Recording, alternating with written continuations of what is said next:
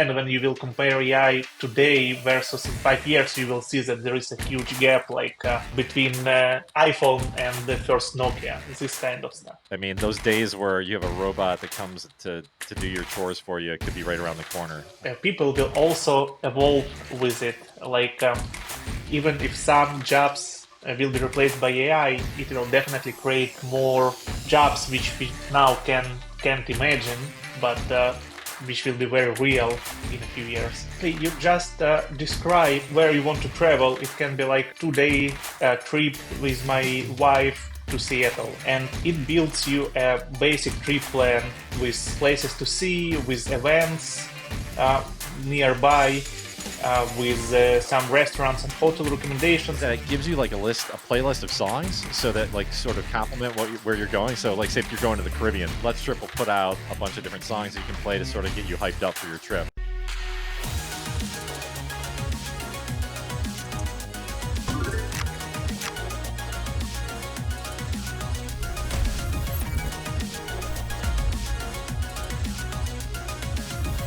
Yeah, so my name is Alon. I started my IT journey very, very long time ago in Ukraine, even before moving to Israel. When I moved to Israel, I joined the army. I used my IT background there. It was IT related army job. And after 3 years in army, having the development experience, I joined an early stage startup in Israel as a full stack developer with more mobile background, and worked there for a few years. It was acquired by a bigger US company, and a year ago with this company I moved to US, and in US as a CTO. And in US, of course, it's a new country. I started to travel a lot, and it also was the time when ChatGPT was just announced, and different AI tools started to pop up here and there. And I thought how the AI can be used to plan the journeys.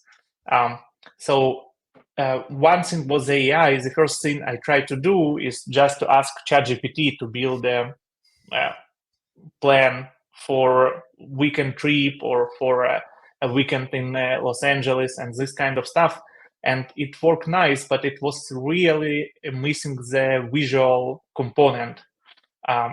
So another part of it that in social media, when you just scroll Instagram or TikTok, you often see a lot of really cool travel videos. And I thought that it would be a great idea to connect two of these components together, the power of AI and social media, to give AI the lack of visual part. And this is how I started to work on Letstrip a half year ago. Very cool. So yeah, I stumbled upon this tool that you have, Letstrip.ai, and it is just very simple to use, very cool. Plans anywhere you want to go in the world for really any occasion, it seems like. So yeah, very cool. Can you just give us like an overview of what the tool is and how it works? Yeah, basically you just describe where you want to travel. It can be like 2-day trip with my wife to Seattle, or 1 week in California with my friends. And it builds you a basic trip plan with places to see, with events nearby, with some restaurants and hotel recommendations, and show it everything on the map. So it's more visual, and then you can sign in and make this trip plan more personal. You can edit dates for your hotel stays, or you can add more places. You can add some notes. For example, I was just having a 2 days trip in Los Angeles, and I built a basic trip plan with Letstrip, and then I went to Reddit to find what locals are recommending to see. So I took some recommendations from Reddit and just added it to my trip plan, which was built with Letstrip. And on top of it, I think the big benefit of Letstrip that it has a social media component. For each place, it gives you a recent TikTok video, so you can very quickly see if you want to visit this place or not. You can just click on the video, see few short videos, and it doesn't really, like, it's too much tracking. I want something different, or this place looks really cool. It worth 2 hours tracking. I will do it. And yeah, that's basically the concept. Cool. One of the thing that struck me when I first tested it out is one of the really cool things it does is it does two things that stood out. Is that it gives you like a playlist of songs so that like sort of Yeah. complement where you're going. So like say if you're going to the Caribbean or however you say it, and you are going to the Bahamas or something, it will put out Let's Trip will put out a bunch of different songs that you can play to sort of get you hyped up for your trip. I know I went on cruises before and I like to download a bunch of reggae songs to listen to. So this sort of does that for you automatically. And then it also does something that's really neat is how it will list out events in the area. So if there's a concert going on or maybe a sports event, it will put that in the itinerary from the days that you want to go on your trip, which is really neat. Yeah, the playlist idea I got from the trip I had with my wife in West Virginia. As you know, there are a lot of cool county songs about West Virginia. So, and my wife made the playlist manually before going to the trip. Like, she added all these different songs in her Spotify playlist. And then I thought it will be really cool, like, if you can just get this playlist automatically. Yeah, I mean, it had to have John Denver's "Take Me Home."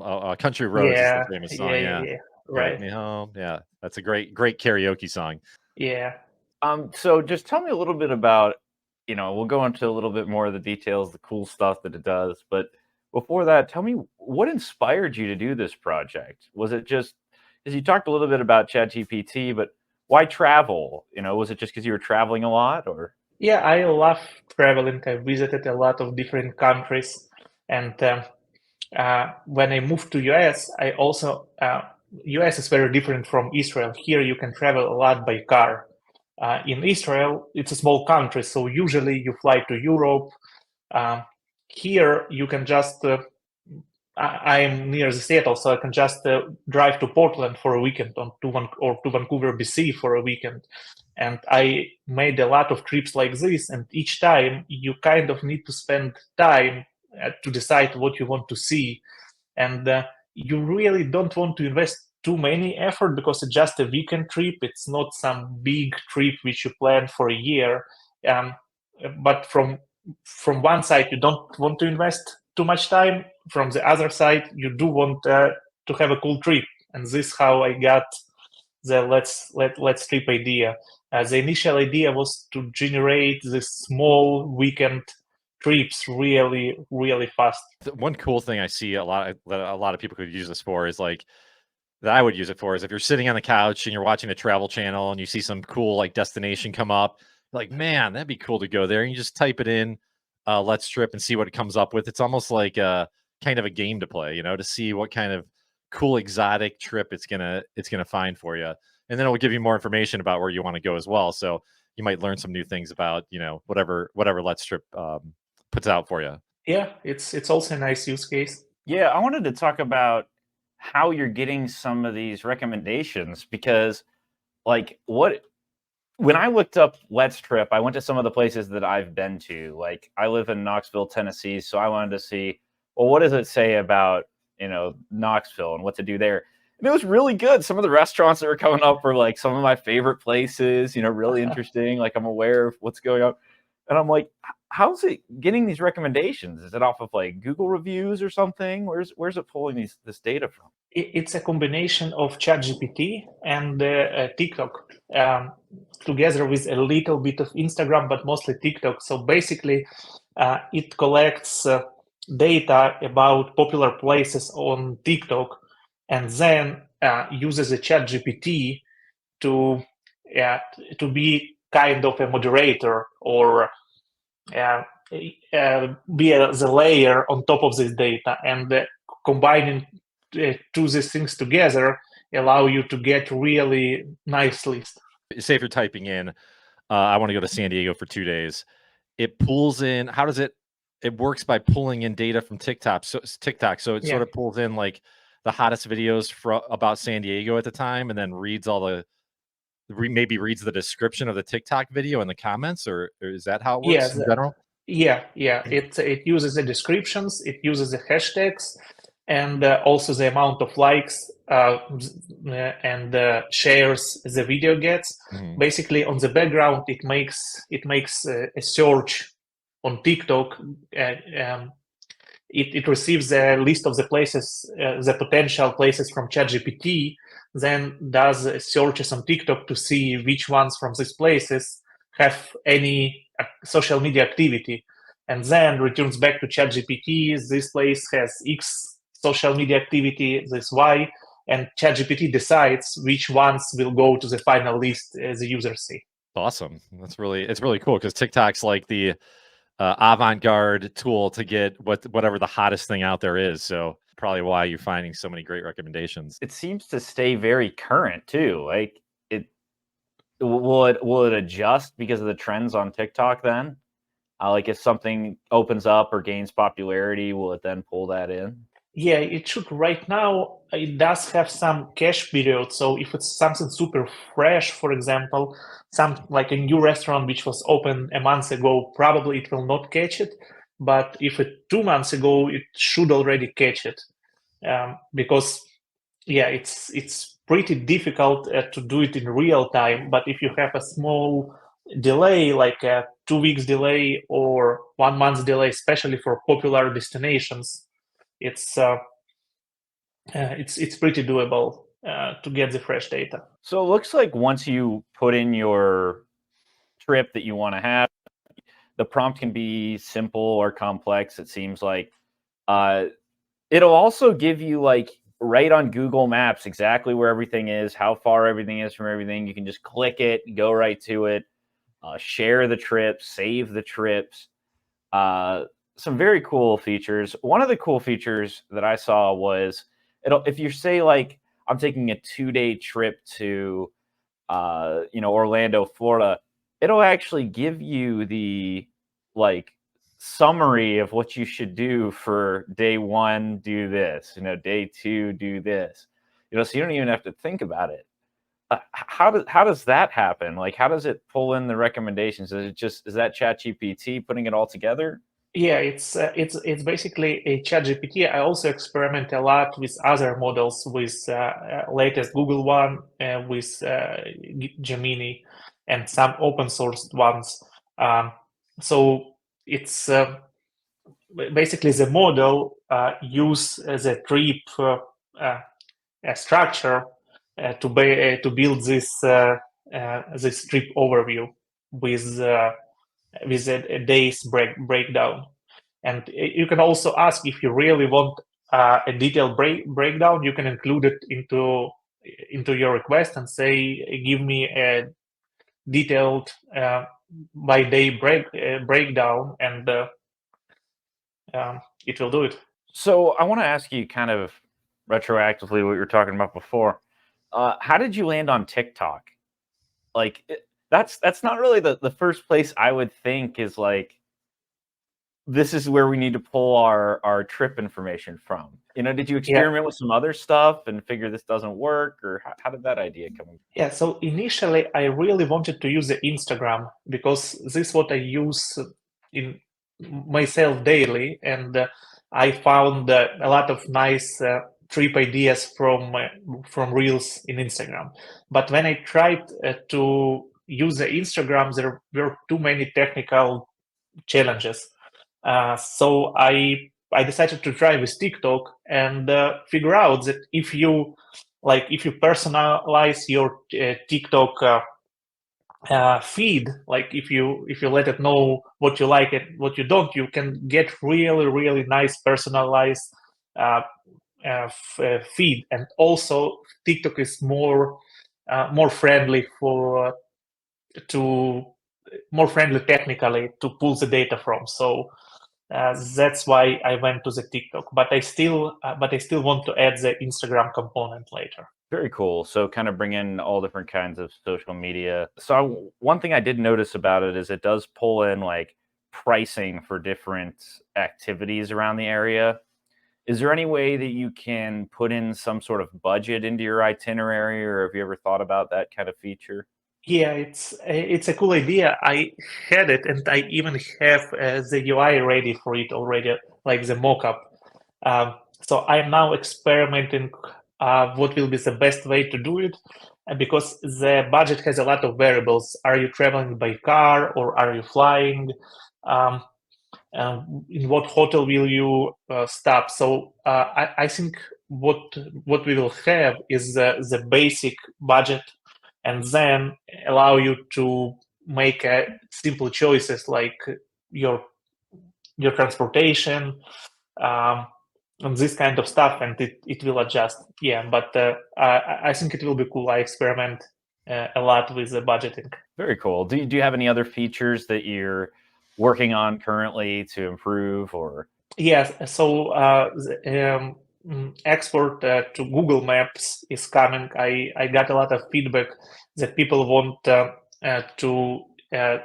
import the trip plan from Letstrips and create Google My Map with all the points, because they use it for navigation, and they just used to use the Google Maps app for navigation. So this will be the soonest feature which is coming.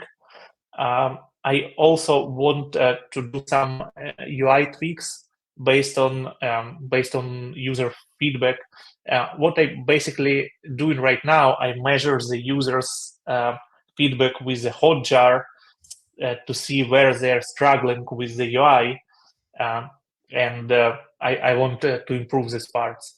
And then it will be give users the freedom to experiment with different AI models for the trip plans, because they behave a bit differently, and probably it will also for different people, different models will give trips which are more personalized for them. So this is also in my to-do list, and this will be probably the first paid feature I will add. It sounds like you're developing this, or do you have a team of people, or is it just you right now?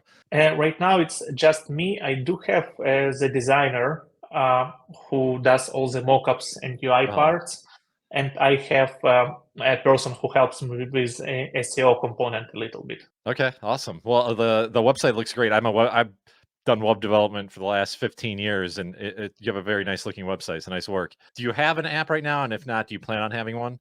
I would love to have an app. I don't know on which stage, because I don't know yet what will be my financial plan. Will it be raising money, or adding paid features and see if I will have enough money from the paid features to develop it. But I do want to have an apps, and I also have an idea to go to the really narrow niche and have a Mac app, like desktop Mac app. Cool. I didn't even think about that. So you would do that just because you have you could get more market share because no one else is doing that on the Mac. That's right. That would be the reason. Okay. I didn't check fully, but can someone book a flight on your site? And if they do, do you get a small percentage commission fee off of that? Or is it just a subscription membership that you're trying to monetize eventually for the site?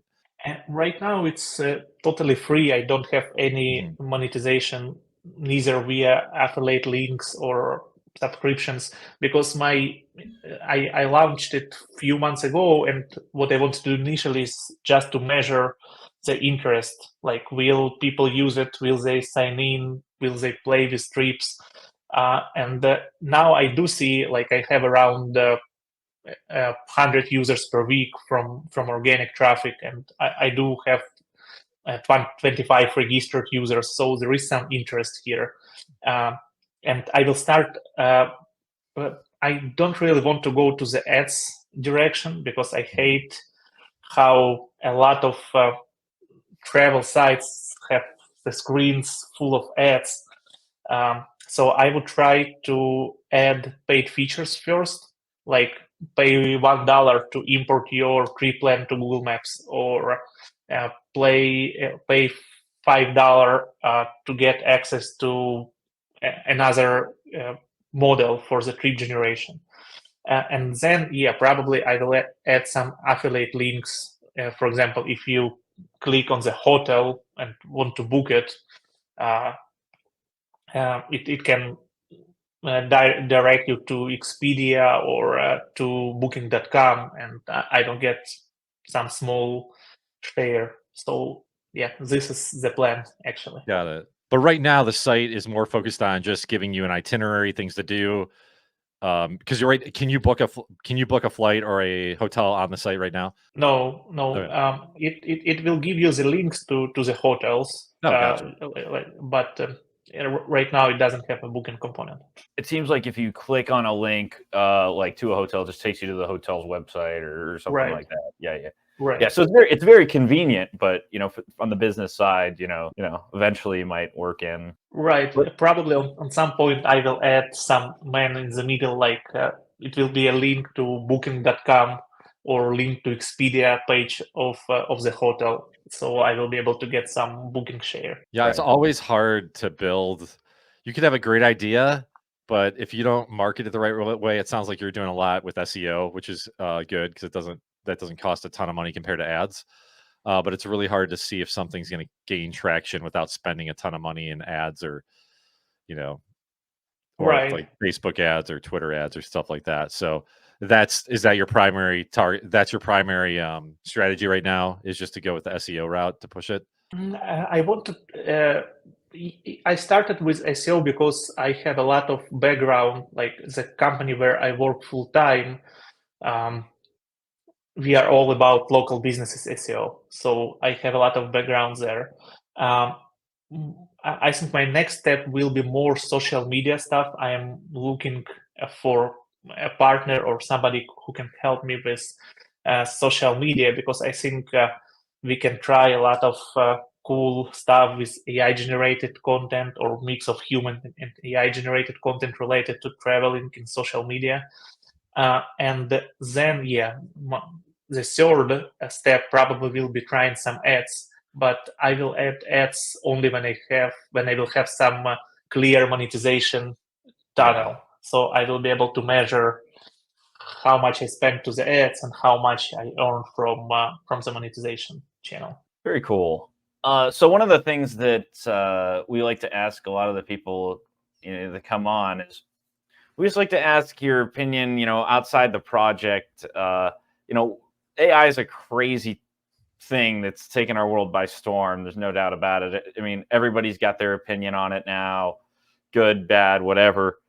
What's your general impression of AI in a general way, and how do you see it influencing society right now? Yeah, I really loved it. The first time I started to play with GPT-3, GPT-4, and I think it will. It already changed the world a lot, and I think it will change it even more. Probably the big part of it will be that it will replace a lot of human jobs, but it's not the first time in human history when something new replace humans in certain niches. So I think right now it's mostly about creating the content, but I think in a year, for example, we will start seeing some effect from AI on the medications, health related stuff, maybe education, more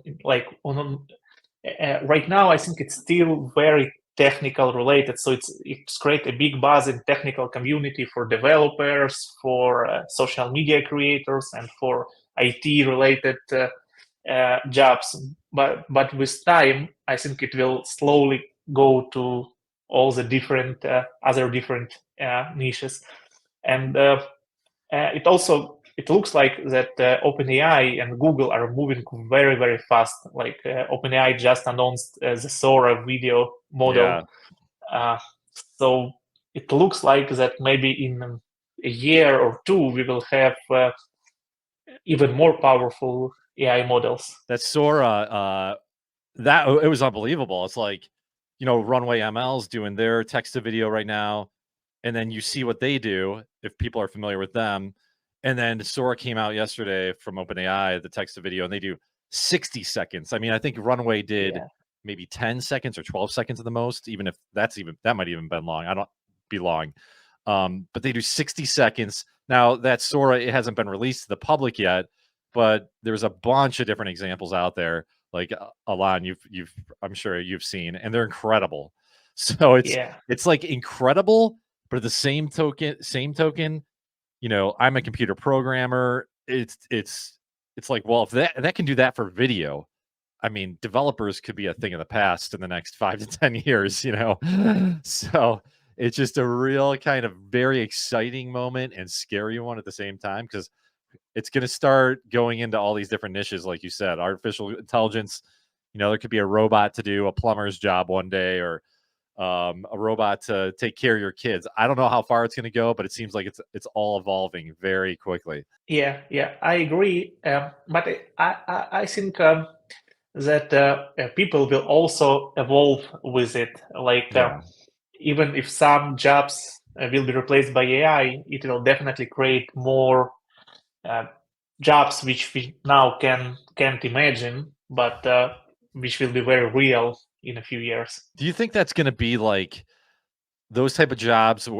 I'm trying to envision what the world's going to look like, and that's probably impossible to do. But is it going to be those jobs where, like, say, for example, you work at a corporate job in a big city in the United States, and you go to work every day, and maybe you work remote a few days a week, and it's mostly data entry or stuff that AI can do.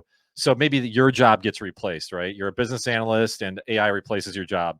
But then what would your job be after that? Is it more like you would just maybe never go into the office and you're a manager of AI instead of doing the business analyst job? AI now does it, and you're more like a prompt manager for all these different AIs. I mean, can you see it being like that, or do you have your own take on things? Yeah, I think that when we will have AI spread out to different industries, the human touch will be much more valuable, because everything will be done with AI. You will be ready to pay more if your waiter will be a real human, or if your teacher will be a real human. Or so I think there will be a lot of room for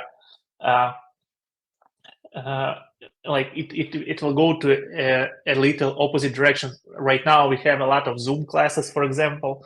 I think that real life classes will be more valuable, and so I think there will be more room for jobs where human are interacting with human, because the more AI we have, the more human interactions we would like to get. Your vision might be the opposite of what a lot of people think, and we're going to be, instead of getting more technical, maybe it's going to help us more focus on our human relationships more.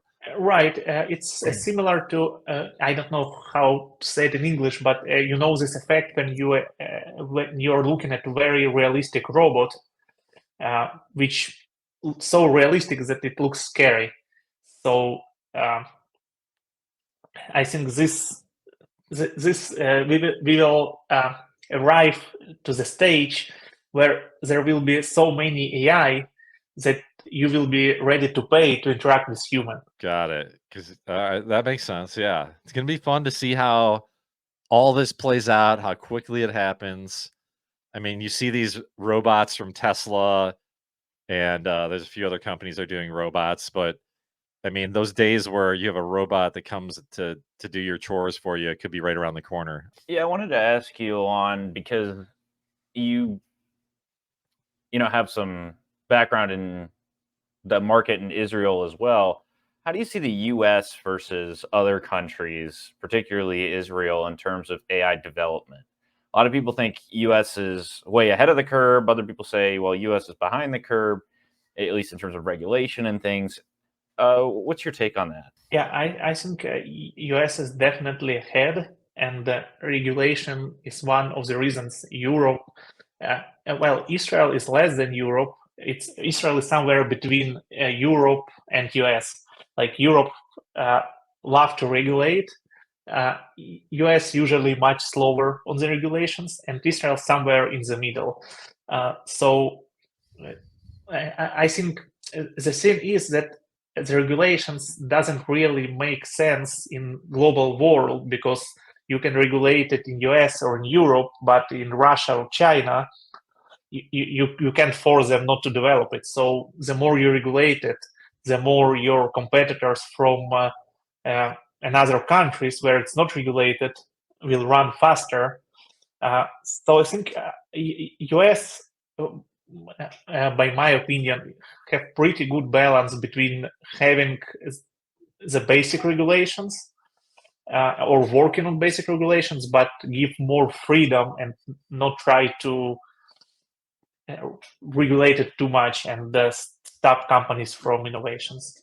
Yeah, it's. I think you hit the nail on the head. It's like if you, as long as one country in the world doesn't abide by regulations or just says we're not going to regulate AI, then what's the point of regulation, right? Because all those companies are going to move to that island or country or wherever it is. So maybe the best regulation is to have the AI regulate itself, if that's even possible.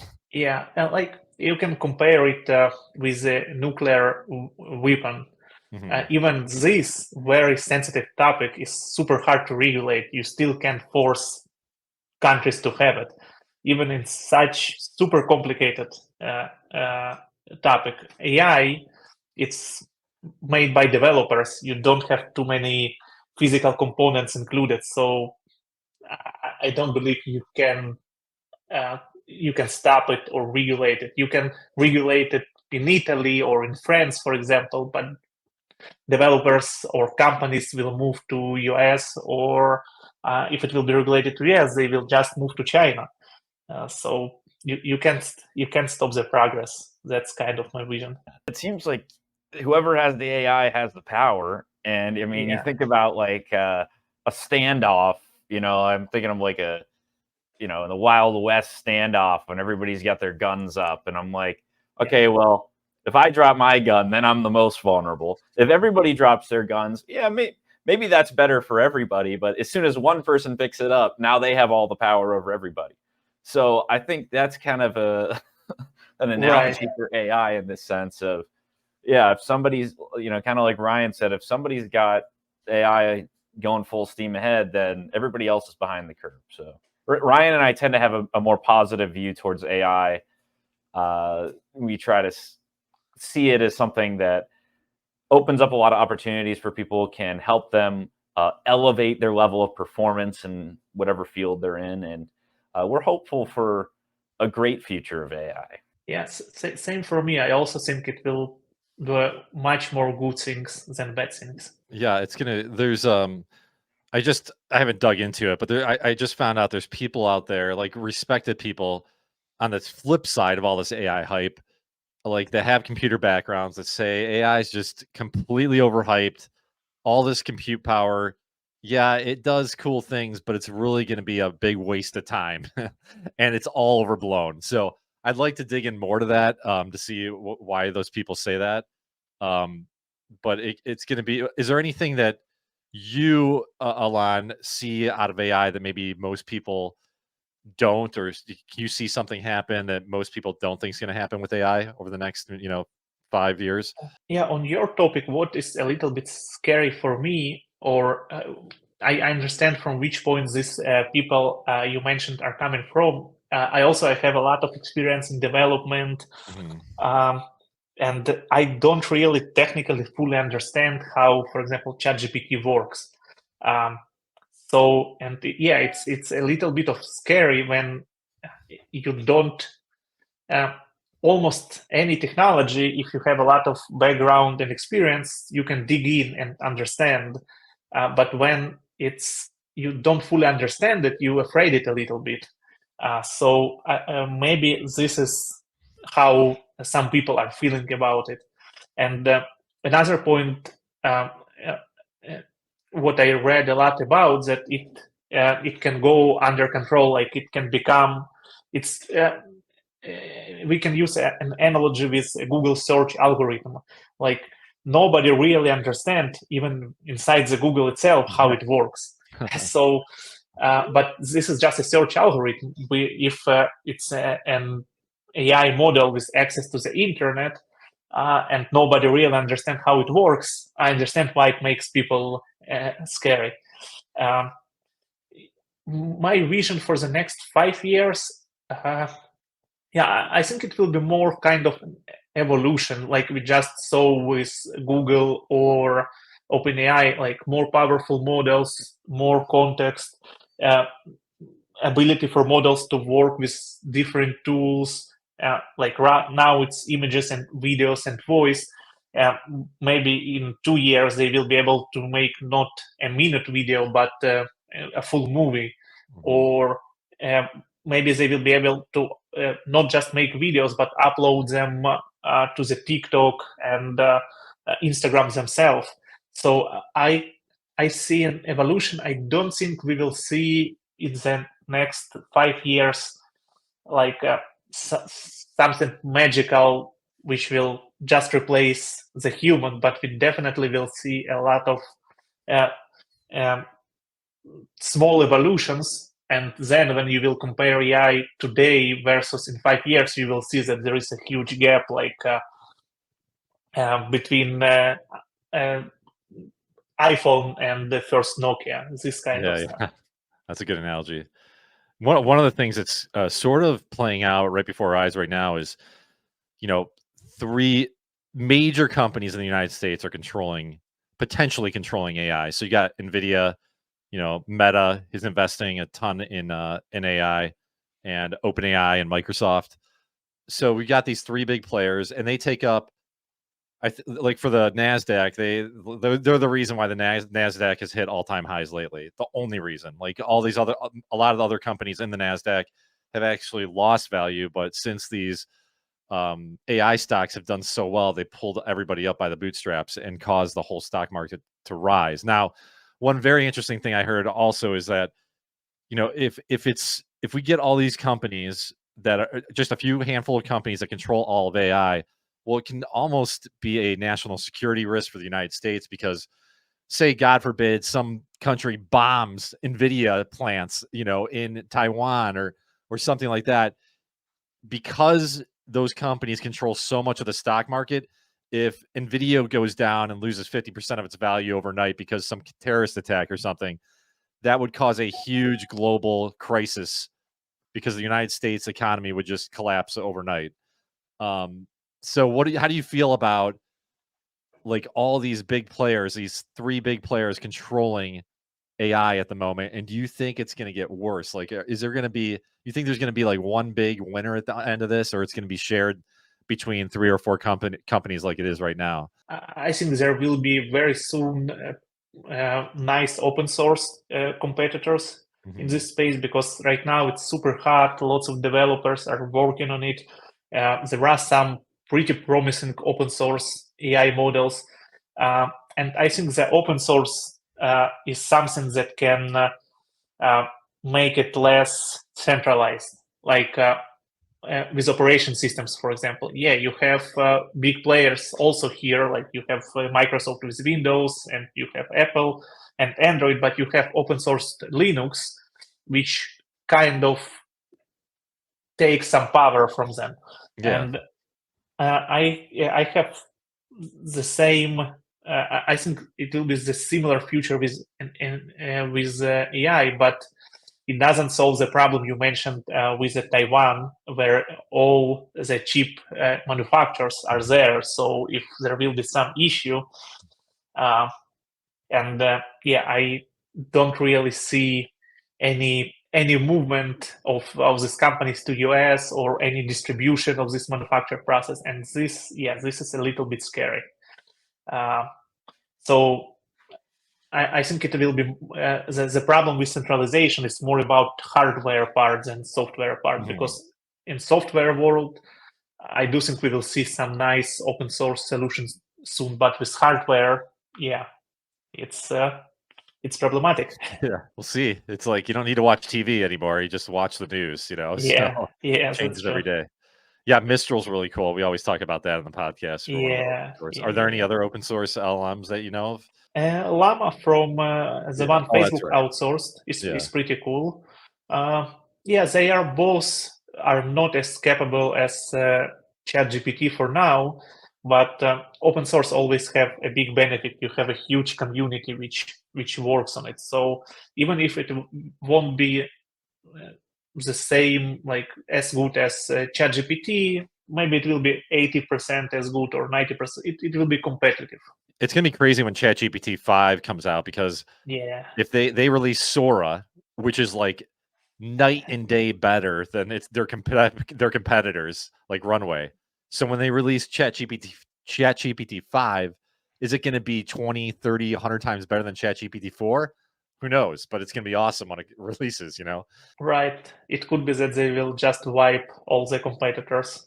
Yeah. And with then maybe those open source companies just perpetually play catch up, They're perpetually at Right. 80% of what the competition is, but I hope not. I hope open source wins out. Yeah, I mean it's insane. You didn't see any video creation from OpenAI for months, and now all of a sudden, here comes Sora. And if you go on OpenAI's, I was on OpenAI's Twitter this morning, watching some of these videos. They have some demos out there right now, and it's like the snowfall one. They've got like a movie trailer. They've got this lady walking through New York City, and it's like the most video I've seen is, like Ryan said, kind of grainy. You can definitely tell it's AI. Right. It's good, but you can definitely tell it's AI for like 10 seconds, or like a picture that moves a little bit, Yeah. and now we got like this whole, they're like making a whole movie trailer now. It's like, it's insane. Yeah, I got the same impression. I played with some other video making models before. I thought maybe I can somehow automate the social media creation process, like create travel videos and upload them to the Instagram. Like, so each trip plan will have a kind of a trailer video, and all solution I tried was they weren't really there. It was bad quality video. But yeah, with Sora, it will probably change. Definitely. You got to check out, we just interviewed OSSA.ai, OSSA.ai, and they make short form videos. They're AI generated. And all you do is like enter a 2 to 3 sentence script and they produce a short video for you. And it does an incredible job. I mean, it's all AI generated pictures, but a lot of the times you can't tell. And even if you can tell, the short's so good that you're like, wow, that was really cool. So yeah, if you want to reach out to them, we can hook you up with them. But they're really cool guys that started it.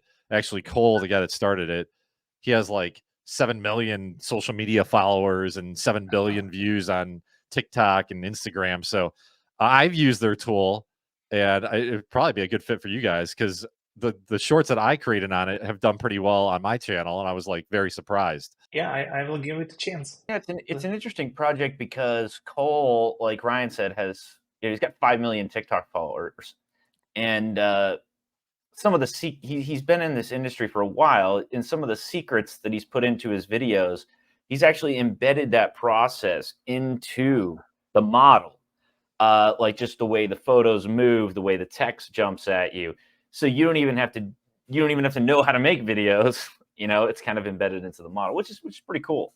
And that gives it a little unique spin over some other video creations. But yeah, we're not like paid or affiliated with them or anything like that. It's just it was a cool tool. It works well. Yeah, I will give it a try. One of the things we like to do is we just like to explore some of the cool stuff in the space, and that's how we came across Letstrip. Is we're just like, we like to explore cool tools and projects, and just like I stumbled across, I looked through the tools for our newsletter because we feature tools in our newsletter every day, and Letstrip came up, and I was like, this is one of the coolest projects I've seen in a while. Thank you. Just very, very practical. A lot of times, like, you got to go through like a painstaking sign up process to even get the thing running. you can just type it right in and go right ahead. And I was like, whoa. I couldn't believe it was free, actually. I was like, I can't believe this is actually a free tool. I really wanted to gather the user feedback, so I tried. That's why I tried to make it as simple as possible to start. Yeah, and I got some nice traffic from your newsletter. That's why when you emailed me, I recognized the name because I saw it in the traffic reports. Cool. Glad to help you out. It's interesting to see, like, we don't study the analytics that much. I mean, we do a little bit, but we're just trying to grow the newsletter as fast as possible right now. So it's good to hear that it's actually useful, and helping them get some traffic for who's ever listed on it. So cool. It's Letstrip.ai, and anything else you want to promote, feel free to do it now.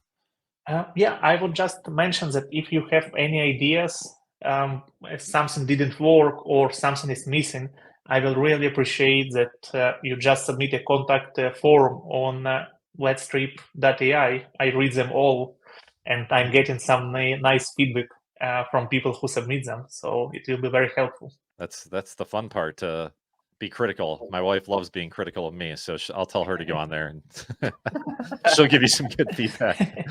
Yeah, and then be sure to subscribe to Ryan and I's newsletter too. It's fry-ai.com/subscribe. We've got weekday news, updates, cool tools. Sundays we do deep dive articles as well into different developments and developers like Letstrip, and give you the rundown of what's going on in AI. So thank you so much, Alon, for being here.